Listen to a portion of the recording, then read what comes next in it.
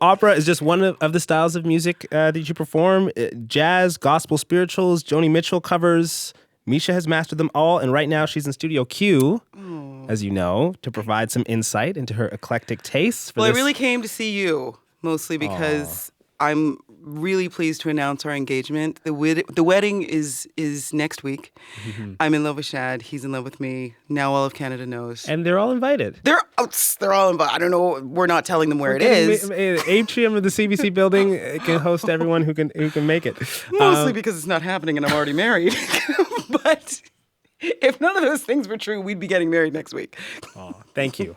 So glad to be here. Thanks for having me. It's fantastic to have you, and it's fantastic to go through your influences. And the first song I'm going to play is the song I understand prompted you to pursue a career as a soprano.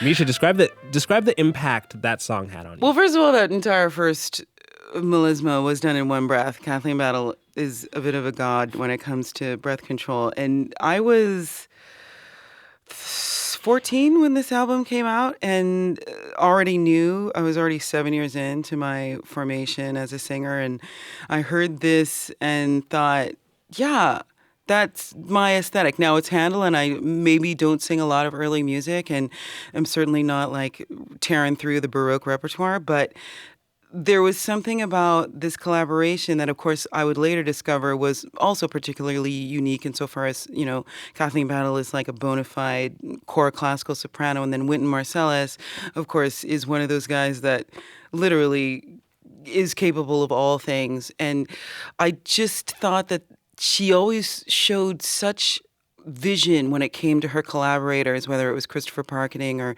James Levine or Wynton Marsalis. There was such flexibility to her willingness to work with truly, truly great artists. And that kind of a light that you allow yourself to bask in can only lead to a greater musicianship. And it now serves as a source of inspiration for me just wanting to surround myself with the best because, my dad says that you are the company you keep, and which also means that, idiots beget idiots, but wisdom begets greatness, and, whatever can be rubbed off on me as a result of me picking the right people to collaborate with. I'm always grateful for that. When you were 14, what did you hear in her voice?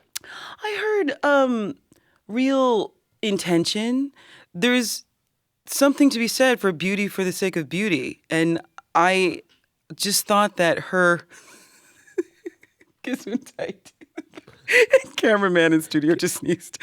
The beauty of her instrument was only highlighted by the repertoire she chose. And I thought that one thing I will say about Kathleen Battle, her, famous temper tantrums and, diva behavior in the bad sense, notwithstanding, is the fact that she always really knew her instrument. She always really picked repertoire that would let us into her because she was so confident in what was happening. Now, I know that we all suffer from crippling self-doubt, but there was a disbelief that was suspended every time I listened to the purity and the centeredness of the sound. So I just kind of wanted that for myself too.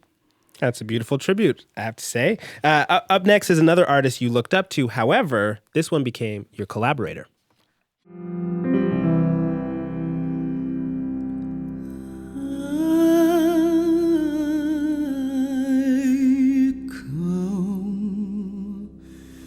To the garden alone while the dew is still on the roses, and the voice I hear falling on my ear,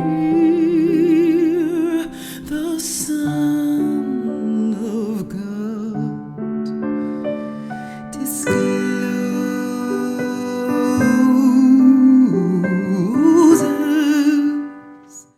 Measha, for listeners that aren't familiar with Aaron, can you explain why he's such an important figure? Well, Aaron has been borrowed to us from the heavens. He, when not creating incredible music and elevating the rest of us to better versions of ourselves, he also composes film scores and is the pianist for the Holly Cole Trio, or for Holly Cole. I mean, the way that he has expanded the Canadian music landscape, it makes it very humbling to work with him, while at the same time, like, he plays like hockey in like a weekly hockey league. You know, he's a very normal guy. He loves his wife. He's got 2 beautiful sons. You know, it's like... You admire his music and you admire him as a person. I think musicians who can manage to make a life that appears to be normal and functioning and contributing to society are inspirations to us all. Because, you know, my job is my job. I don't bring it home, and yet it's with me always. And Aaron's got a brand of creativity that makes so much sense when you know him, but is also incredibly magnetic when you're a simple fan. You know, I was a fan of his, started listening to him in high school, and kind of made it my goal in life to eventually have a career that was good enough that I'd be able to have an opportunity to offer him a gig that he couldn't say no to. And you know, eventually that happened, and we've been working together ever since. Well, you're not only an acclaimed artist, you also have a family.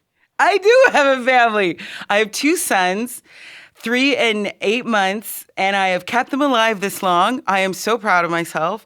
And they are perfection in every way. And the muscle, I mean, you know, touring moms, you know, worldwide, it's a thing. Like, it's this muscle expands itself, the muscle of motherhood that wasn't flexing until your babies came along, and all of a sudden there's this whole other heart that is pumping next to you, and you're responsible. It's like, it's a thing. Like, I'm still in awe of it. And my babies, they have needs, but then, you know, I'm definitely one of those creepy moms that just watch them sleep.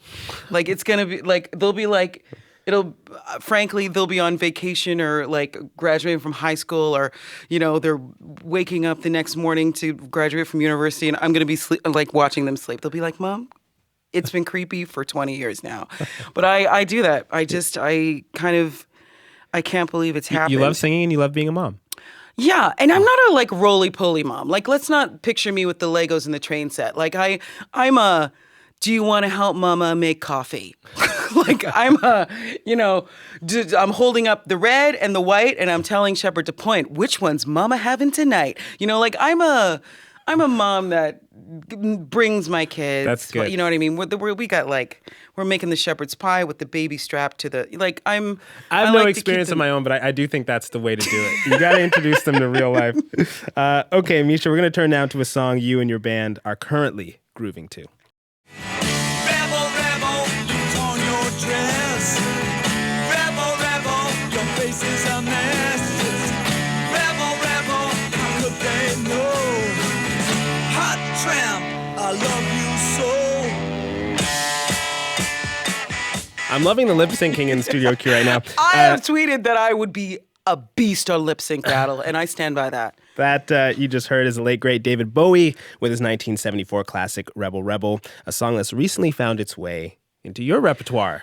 I was late to the Measha. party, true, on the David Bowie front. I understood his impact as a songwriter and as a style icon and things like that. But when it came down to like specific David Bowie stuff, I really caught up after the fact, and couple that with this new configuration of a band that I'm playing with. Some are East Coasters, some are West Coasters, and I wanted to find a way to bring them all together while at the same time familiarizing myself with the awesomeness and epicness that is David Bowie. So I had my bass player play the bass line, and then I circulated it amongst the band members and had them layer on top of it what they were feeling based on what they'd heard that had been sent to them. And so in a way, we've kind of been doing this online jamminess, this kind of cyber jam.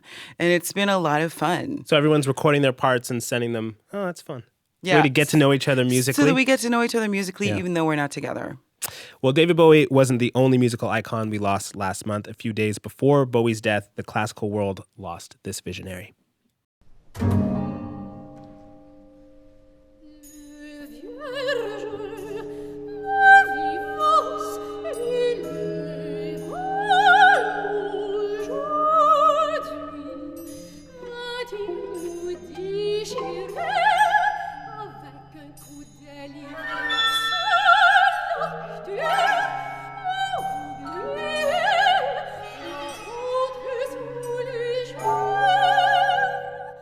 So tell me about Pierre Boulez and why he's such an important figure for you. Well, I continued to study voice with Mary Morrison at the University of Toronto, and she was married to Harry Friedman, who has passed away, and he was an amazingly... He was a huge contributor to the Canadian music landscape through his compositions, and he played in the Toronto Symphony. And I say this only because when I first started studying with Mary, it was my first degree at the University of Toronto, and she had as a priority for her students to sing a lot of new music or to familiarize yourself with what was currently being composed. And I've always valued that and prioritized that in my programming and in my career and in, the things that I commission and am a part of. And I remember the first time I met Pierre Boulez, I knew exactly what was happening. Like, he wasn't just some guy who wandered in. It was an epic moment for me because I had been made a huge fan of his through my exposure to new music through Mary Morrison. And I was coaching through the Beethoven 9 with Daniel Barenboim at the Berlin Philharmonie, and I had coffee with Thomas Kvastov just before that, and he was like, "Oh, I could come and sing the baritone parts, like, just for fun." Mm-hmm. Thomas Kvastov is an epic baritone. He's since retired, but at the time I was in the same room as Pierre Boulez and as Daniel Barenboim and Thomas Kvastov, and it was a Mahler festival, so there was this parade of conductors that were coming in to work through different Mahler pieces with the Berlin Phil. Pierre Boulez was one of those people, and he knocked on the door because the door to his dressing room was locked, and his dressing room shared a bathroom with Daniel Barenboim's. And so he knocked on the door. He's like, "Hello, pardon me, excuse me. I wonder if I might be able to come through." And I was like, "You're Pierre Boulez!" And it was like, I fanned out so hard. And I was like 8 years old. I was like 20 something. I was young. Was it one of those good meet your hero experiences? He had been listening and outside the door waiting for a minute. And when he came in, he said, "What a beautiful singer you are." And that was it. He had me at, "Can I come through your washroom?" Like, it was a gentleman, and I went and watched his entire week of Carte Blanche at the performance space in the Louvre. Like, I stayed for a week in Paris to watch wall-to-wall Pierre Boulez. I mean, that is just a snippet of Pli selon Pli, but it's a epic journey of the poems of Mallarmé and the voice used as an instrument and as an extra texture within the orchestra. And anytime that we classical singers can be given an opportunity to be more of a chamber instrument, it's a real responsibility and privilege for us because we're often the soloists out front, and ne'er the two shall meet, right, with the instrumentalists. And so through Pierre Boulez's music, it just made me a much better chamber musician. We have a couple more songs to get to. Now, Measha, when you're not touring the world, when you're not spending time with your family, I understand you like to curl up and watch a little TV. You like to watch a show that I like to watch, Suits. And no, I don't like TV. I like bad TV. Nobody thinks that Suits is like God's gift to pro. Like, it is. I'm pro Suits. Listen, I've seen every single episode, but I know it's a bad television show. It's like when the music comes in and Jessica and I know that we got Canadian content in it, but It is not it's not in New York. People, I hate to, spoiler alert, that show is not filmed in New York. Well, we can agree on this. It's a nice place to discover some new music. Oh, and there are beautiful people wearing beautiful clothes. You discovered this song on Suits. Let's take a listen. Won't you let me poison your heart?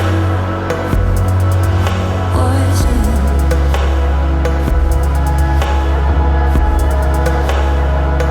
Won't you let me poison your heart? Poison.